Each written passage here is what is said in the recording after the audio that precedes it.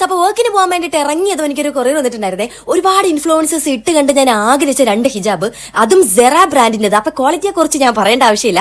എനിക്കിത് സെൻഡ് ചെയ്തേക്കുന്നത് ഹിജാബ് ബൈ അൻസി എന്ന് പറയുന്ന പേജിൽ നിന്നാണ്. ഹിജാബുകൾക്ക് ആവശ്യമുള്ള ഒരുപാട് ആക്സസറീസ് അവരുടെ പേജിൽ അവൈലബിൾ ആണ്. അങ്ങനെ ആഗ്രഹിച്ച സാധനം കിട്ടിയ സന്തോഷത്തിൽ കുറച്ച് കണ്ണാടിന് മുമ്പ് ഇത് ഷോയിങ് കാണിച്ച് ഞാൻ നേരെ വിട്ടത് വർക്കിനായിരുന്നു.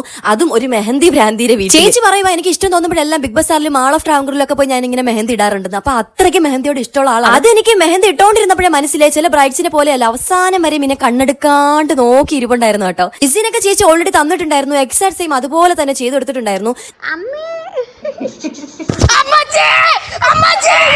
ഇതാണ് പൂപ്പി എന്നൊന്ന് വരട്ടിന് ശേഷം ആള് കൂളായിട്ട് അവിടെ ഇരിപ്പുണ്ടായിരുന്നു കേട്ടോ. ഇവിടത്തെ ആദ്യത്തെ ചെറുകുട്ടിയും ചെല്ലക്കുട്ടിയാണ് പൂപ്പി. 4 വയസ്സുണ്ട് കേട്ടോ ആൾക്ക്. അപ്പൊ ഫൈനൽ ലുക്ക് ഇങ്ങനെയാണ്. നിങ്ങൾക്ക് വർക്ക് ഇഷ്ടപ്പെട്ടിട്ടുണ്ടെങ്കിൽ ഒന്ന് ഫോളോ ചെയ്തേക്കണേ. നമ്മുടെ ബ്രൈഡിന് ഒരുപാട് ഇഷ്ടപ്പെട്ടിട്ടുണ്ടായിരുന്നു. എനിക്ക് ഫീഡ്ബാക്കും ഒരുപാട് സ്റ്റെയിൻ പിക്കും കാര്യങ്ങളൊക്കെ അയച്ചു തന്നിട്ടുണ്ടായിരുന്നു.